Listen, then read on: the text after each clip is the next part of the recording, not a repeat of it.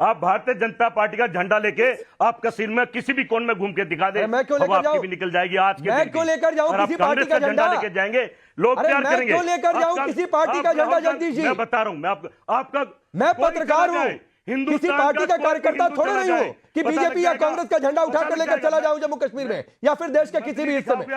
आप प्रचार तो करते हैं टीवी में बैठ के, कोई प्रचार नहीं कर रहा हूं, झंडा लेकर जाइए। कोई प्रचार नहीं कर रहा हूं जगदीश जी। एक लाइन का सवाल था, इल्हान उमर से मिल लीजिए जो आईएसआई को सपोर्ट करे, जो मुस्लिम ब्रदरहुड को सपोर्ट करे। आपके नेता जाकर मिलने, नेता प्रतिपक्ष है, राहुल गांधी उसके बावजूद क्या तो डेमोक्रेसी अंडर अटैक है। किसी को भेज आपके नेता वैसे आदमी से मिले जो 370 वापसी की वकालत करे और आप आज तक नहीं स्टैंड क्लियर कर पा रहे हैं। 370 पर सवाल पूछ लीजिए, खामोशी हो जाती है।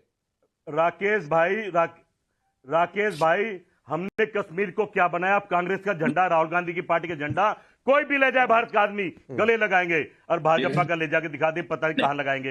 रही आप जो कश्मीर की बात कर रहे हैं, सर सुनिए ना, भारत का तिरंगा लोग लहरा नहीं पाते थे, क्या बात कर रहे हैं जगदीश जी?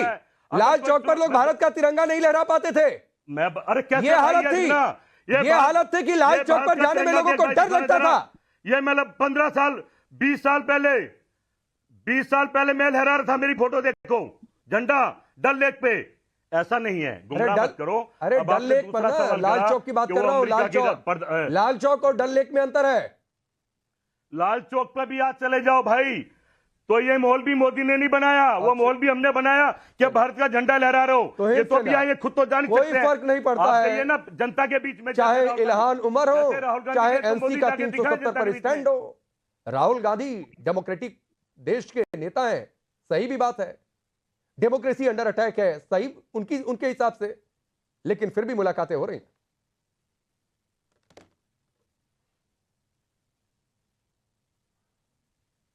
तो हिंद से ना आवाज आ रही है? जी आपने मुझसे प्रश्न किया है, बिल्कुल आप ही से जवाब लिया था। क्या आप एक बार रिपीट क्या कह रहे हैं आप? मैं कह रहा हूं जगदीश जी कह रहे हैं कि आप लोगों ने कुछ किया ही नहीं 370 हटा के। मिल लिया इल्हान से, क्या फर्क पड़ता है? 370 पर चुप है राहुल गांधी, क्या फर्क पड़ता है? देखिए राकेश जी, कुछ समय से मैं ये कह रहा हूं कि राहुल गांधी आज एक अलगाववादी मानसिकता के पक्षधर बन गए हैं। पिछले सप्ताह उन्होंने कश्मीर के अंदर कहा था कि बाहर वाले जो है आपका जॉब ले रहे हैं। उस वक्त भी हमने प्रश्न उठाया था कि बाहर वाले कौन हैं? क्या ये वो दलित हैं? क्या ये वो गोरखा हैं? क्या वो वाल्मीकि समाज के हैं जिनको पहली बार 70 साल के बाद अपने मौलिक अधिकार मिले हैं? उनके पास कोई उत्तर नहीं था। और आज जब इल्हाना उमर से उनकी भेंट हुई है तो निश्चित तौर पर उनका भी मत वही है जो इल्हाना उमर का है। और राहुल गांधी भी चाहते हैं कि कश्मीर का सेसेशन हो, कश्मीर भारत का हिस्सा ना हो, ये स्पष्ट हो गया है। मैं देखिए 1986 में जब नेशनल कॉन्फ्रेंस और कांग्रेस पार्टी एक साथ आई थी, उसके बाद क्या कहर मचा था कश्मीर में, ये सब ने देखा। और इस बार ये लोग आए हैं साथ केवल इस कहर को मचाने के लिए। अगर पिछले 4 वर्षों में 80% जो है गिरावट हुई है आतंकवाद के घटनाओं में, और ये मैं नहीं कह रहा हूं, कोई भी आप डेटा, कोई भी डिफेंस डेटा आप निकाल कर देख ले, तो ये अंधकार में रह रहे अगर ये उनको उसके बारे में पता नहीं है। अगर बारामूला जैसे जगह में जन धन अकाउंट खोलकर जो है, जो इनकी हवाला नेटवर्क चलती थी, वो समझ बैठकर तो इससे रोज जवानों को मार रहे हमारे देश में आतंकवादी कांग्रेस और पीडीपी को प्रॉब्लम हो सकता है। जब नल से जल कार्यक्रम के तहत जब कारगिल के गाँव में पानी आया है, तो इससे किसको प्रॉब्लम हो सकता है? उन लोगों को प्रॉब्लम सकता है जिनकी राजनीति केवल गुप्कर रोड और लाल चौक तक सीमित थे, जो कभी कश्मीर के गांव में जाते तक नहीं थे। तो आज नहीं, वो ये कह रहे हैं तो वो ये कह रहे हैं कि लाल चौक पर आप लोगों ने कोई माहौल नहीं बदला। क्या फर्क पड़ता है संगीनों के साए में तिरंगा लहरा लिया या अभी खुले आसमान में जाकर बिना संगीनों के तिरंगा लहरा लिया? क्या फर्क पड़ता है? जी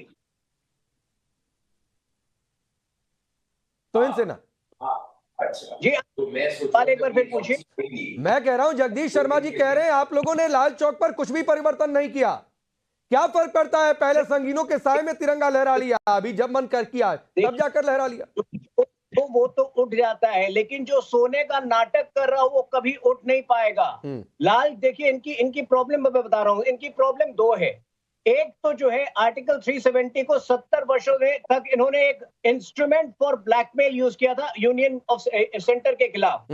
आज वो नहीं कर पाते हैं। दूसरा जो है ये गांव-गांव जो है विकास से वंचित रह गया था, वो विकास इनसे है जो अप्रत्याशित है। हटाया, कितने कश्मीरी पंडित को जगह दे दिए आगे हैं, कितने हिंदू आगे हैं, कितने हिंदू धार्मिक स्थल आगे हैं, कितने लोग कश्मीर में आगे हैं, कश्मीर में पैदल नहीं चल सकते भाजपा का झंडा लेके। अरे सुनिए ना जगदीश जी, एक मिनट तो सुनना, मैं आ रहा हूँ। जगदीश जी सुनिए ना सर, आपकी पार्टी के नेता सुशील शिंदे कह रहे हैं कि लाल चौक पर जाने में हवा निकल जाती थी, हवा खराब हो जाती थी, ये हालात थे। आपको कोई फर्क ही नहीं दिखता है? राहुल गांधी जाकर सॉफ्टी खा लेते हैं रात में 12 बजे जाकर, अपनी बहन के साथ स्नो सफारी कर लेते हैं, आपको लगता है कोई परिवर्तन ही नहीं नजर आया? फिर तो वही बात है सर, आप लोग सो रहे हैं और सोने वाले को कौन जगा पाएगा?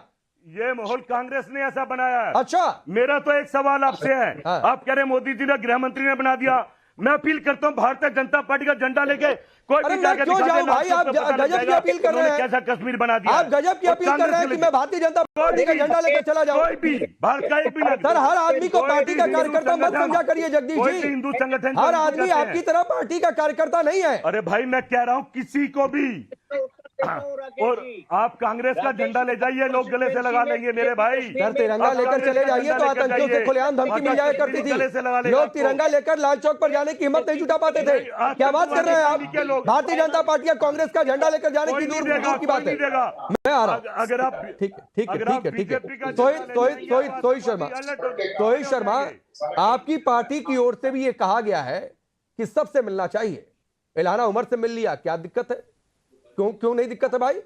मतलब जो आईएसआई से सपोर्ट रखे वो भी आपको पसंद है, अब मुस्लिम ब्रदरहुड आपको बहुत अच्छा लगने लगता है, जो कहे 370 वापसी, ये तो खैर आपका एजेंडा ही है।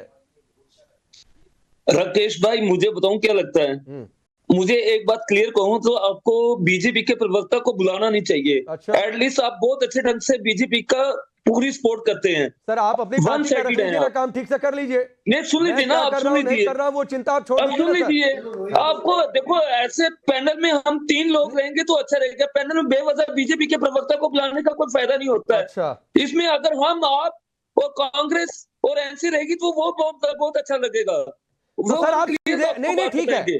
अरे सोहित शर्मा सुन लीजिए ना, अरे सोहित भाई सुनिए ना, तो फिर आतंकियों को घर बुलाकर बिठा लीजिए, क्यों बैकड्रॉप से उनका समर्थन करने लगते हैं? क्यों लगता है कि आतंकियों को गोली नहीं मारी जानी चाहिए? आप सुन लीजिए ना। नहीं मैं सुन ही रहा हूँ सर, मैं सुन ही रहा हूँ, बोलने तो दीजिए। लेकिन सवाल उठाएंगे तो उसी तरीके से पलट कर जवाब दिया जाएगा, और उसके लिए मेरे सामने बिल्कुल तैयार रहा करिए। कश्मीर की जनता को उसके लिए मेरे सामने बिल्कुल तैयार रहा करिए। बुरहान वानी के लिए आंसू आप जग बहाइए और हमें आकर सीख दीजिए। 370 वापसी की बात आप करिए, एक देश में तिरंगे के नीचे खड़े होने पर आप लोग कहिए कि तिरंगा उठाने वाला कोई नहीं मिलेगा, और सवाल मेरी पत्रकारिता पर करिए। राकेश भाई तो ये काम मेरे सामने मत किया करिए सर। जो सवाल सुनिए सर, आपकी पार्टी आपको भेजती है आपकी पार्टी का एजेंडा सामने रखने के लिए, तो सर वही काम करिए, दूसरों को सीख मत दिया करिए। अब अपनी बात करिए, जो सवाल आपसे पूछा था मैं इससे नहीं आऊंगा। आप सुन लीजिए, देखो 370 कोई अभिशाप नहीं है, बिल्कुल अभिशाप है, इस बात को क्लियर कीजिए। बिल्कुल अभिशाप है सर, बीच में मत बोलना, मैं बिल्कुल बीच में नहीं आऊंगा, लेकिन अभिशाप है। बस आप सुन लीजिए ना, इस देश में दो पहचान नहीं चलेगी। दिल की बात सुन लीजिए ना, बोलिए। मैं जम्मू का डोगरा हूं ना, डोगरे की बात सुन लीजिए। बोलिए। 370 कोई अभिशाप नहीं है, आप लोगों ने इसे बढ़ा चढ़ा के पेश कर दी है। 370 में एक प्रधानमंत्री हुआ करता था, वो ऑलरेडी कांग्रेस के समय में खत्म हो गया। 370 में अब हमारे पास स्टेट सब्जेक्ट बचा था और हमारा लैंड सेव एक्ट बचा था। 370 में हमें मिलता था स्टेट सब्जेक्ट।